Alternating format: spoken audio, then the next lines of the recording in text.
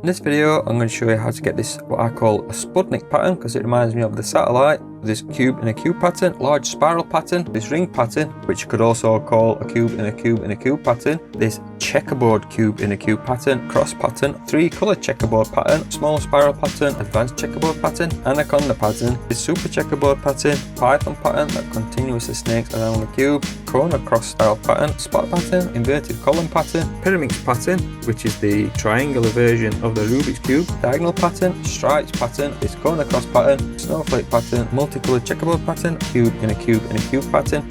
on a 3x3 Rubik's Cube.